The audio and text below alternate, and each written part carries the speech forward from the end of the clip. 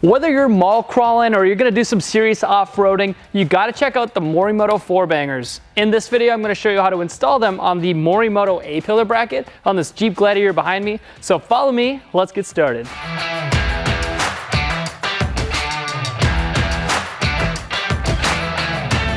First things first, there's two pod lights that you need to be aware of. The entry level, which Morimoto calls the NCS pod, they use Nichia chips and it's super bright, has the same beam pattern as their higher end model, the HXB or HX Boost. They use an OSRAM chip. Those things are stupid bright. And if you get the beam pattern that is a white wide version, it is the brightest one that we have ever tested here at Headlight Revolution. Now the NCS and the HXB both come in three different beam patterns. They have the wide beam pattern, they have a combo beam pattern, and they have a spotlight beam pattern. All three beam patterns are great, however the one that decimates all is the wide version. 80% or more of our customers buy the white wide version, so that is definitely something to consider, especially if you're gonna mount it in something like a fog light. Now if you wanna see how these pod lights stack up against the rest of the competitors out there, Chris Nelson does an in-depth review where he compares these against Style Dynamics, Rigid Industries, and so on. So if you wanna see how we came to the conclusion of these being the best, be sure to watch that video. Now all of these pod lights and all the driving beam patterns come with either an amber version or a white version. So the higher end OSRAM chips that are used in the HXB 4Bangers, those are a more yellow look. And when you use the NCS 4Bangers, they look a little bit more amber. That's because the NCS uses those Nichia chips. And Nichia chips, they do come in a yellow, whereas the OSRAM chips do not come in a yellow. One thing to note, in all of our testing, the amber versions always came in slightly less than the white versions.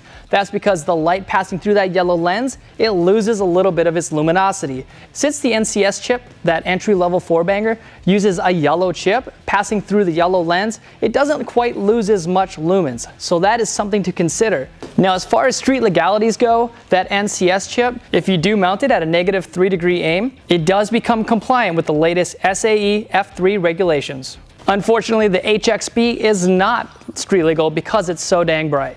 And it's up to you to decide what's more important for your build.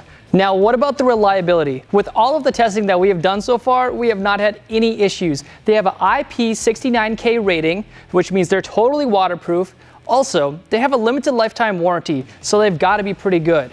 As far as dimming down goes, when you guys are driving at over 4.5 miles an hour, you actually don't lose as much loss of light as you will see in some of our testing or in our other videos. So be sure to note that they don't actually lose but 8% of the brightness when you're driving over 4.5 miles per hour. The last thing to note about these 4Bangers real quick is that they have about a 30% smaller footprint than that of all of the competitors out there. So if you're mounting them in, say, one of the custom brackets on the front bumper in any of your vehicles, they're gonna fit so much better, like an OEM Plus look. So now that you've decided that the Morimoto 4Banger is right for you, let's get to the install. First thing we're gonna do is walk over to the side of the Jeep and take off a little panel. So this is the panel we're gonna remove. Use a T40 Torx bit. There's 2 bolts on the top here and 2 bolts on the side. Let's go ahead and remove those. Starting with the top. Remove the 2 on the side.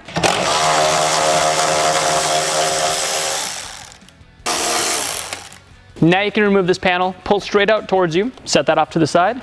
Now come to the other side and do the exact same thing. You do have this antenna over here. Just take a 10mm wrench and go ahead and loosen that up and remove it. Now go ahead and take out those bolts.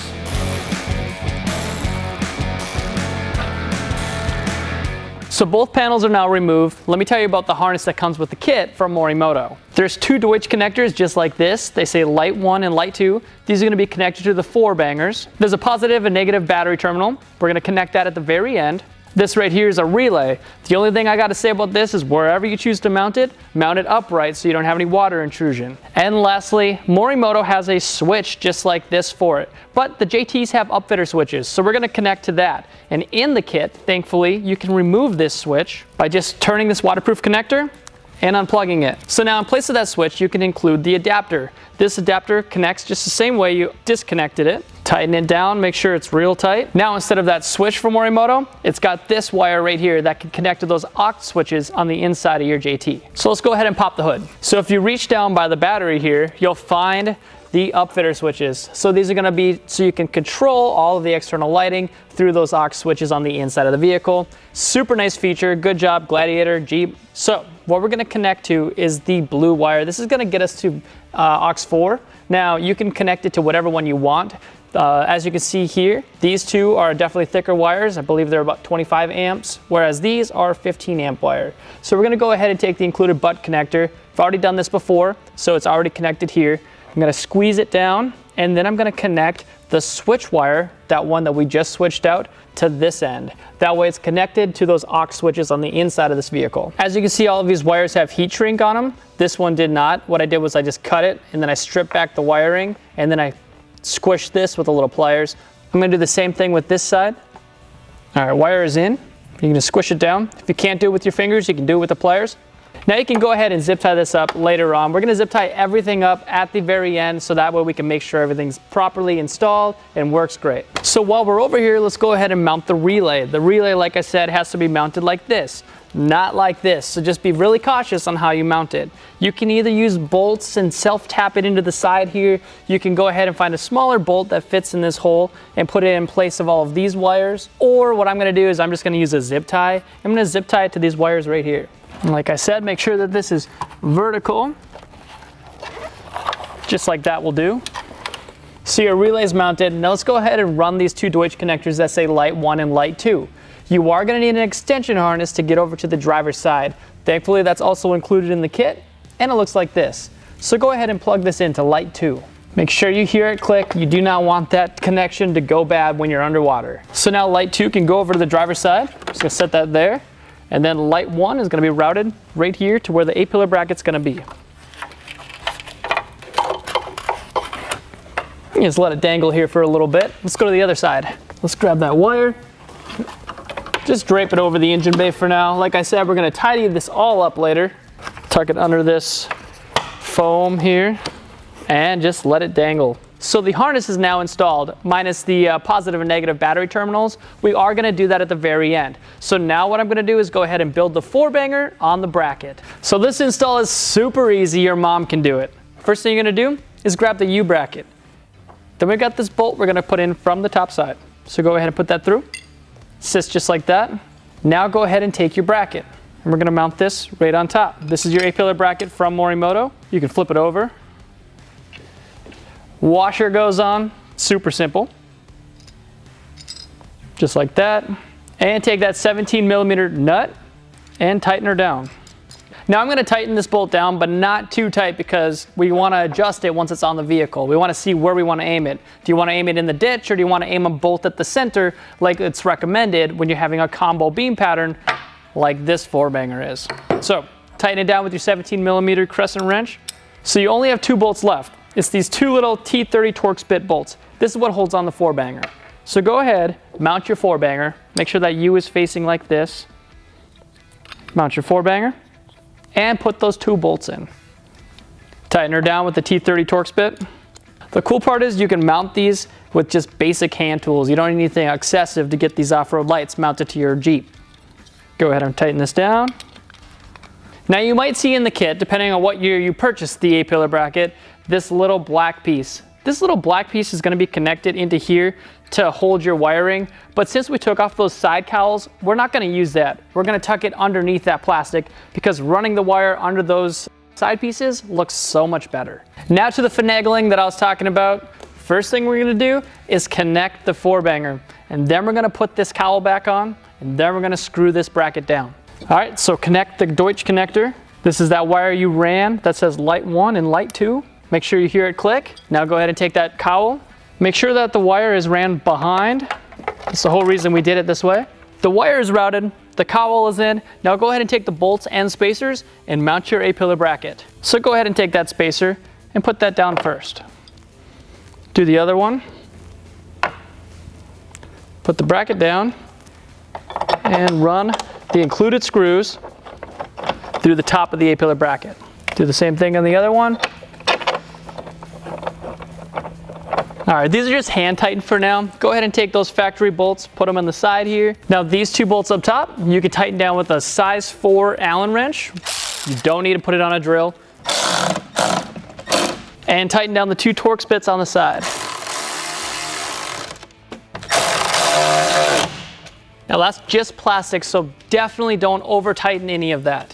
Now you can go ahead and adjust your 4-banger after you do the other side. All right, so these are now mounted. All you have left are those 2 positive and negative terminals. Let's go ahead and install those on the battery and power it up and see how great these are.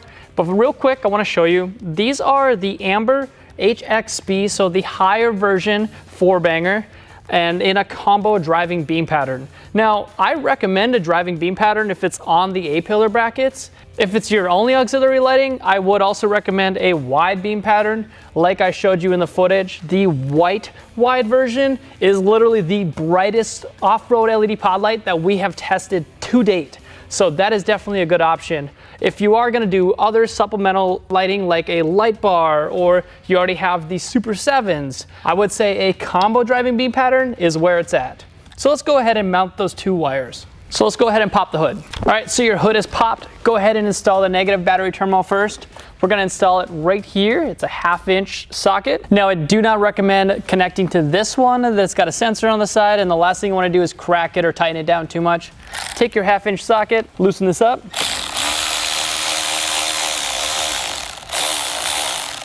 Mount your negative battery terminal.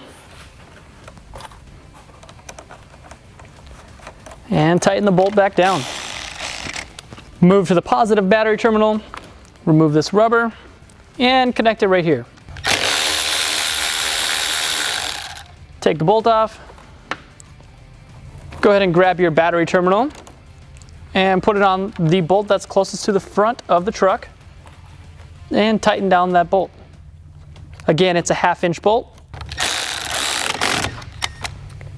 And just like that, you have finished your A-pillar install. So tidy up all of your wiring and then go ahead and align your A-pillar brackets. Make sure you tighten down all the bolts on the 4-banger so that it's not gonna fall off when you're going down the road or down the trails. So with these Jeeps, you can either run the pods off of the battery power or through the ignition power. To do that, it's really simple. So we connected it to aux 4.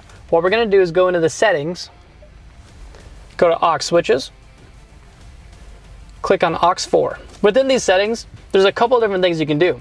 If you see type right here, there's latching. That means when you push the button, it'll stay on, or you can click momentary. If you do that, you can just push the button, hold it, and it'll be on. As soon as you let go, the pod lights are off. That's a super cool feature, especially if you have people high beaming you and you want to just blind them for a second. I like latching, so I'm gonna leave it on latching. Next, right below it, we have power source. Now, power source coming straight from the battery, that means even when your ignition's off, you can still power up those 4-bangers to show them off, whether you're at the mall or off-road, or you can click the ignition button. Pushing this, they'll shut off when you shut off your Jeep, they'll turn on when you turn on your Jeep. It's a really convenient way to do it, and that's the way I like to do it. Tech tip number 2, when you guys are aiming, I've seen these all over the place. Yes, you can use them to shine over here into the ditch, but Morimoto recommends that you actually put both of them in the middle so you get the best supplemental high beam out there. If you're running a combo or a spot beam, that is definitely what you should do. You should aim both of them directly in the middle.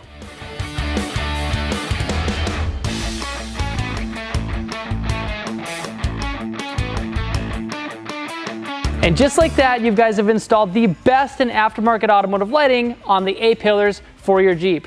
Now, I really do hope this video helps you guys. We want people to know and understand the best in automotive lighting. So if you want to find out what else we have to offer for your Jeep, go to headlightrevolution.com. Type in your year, make, and model, and you can see everything there.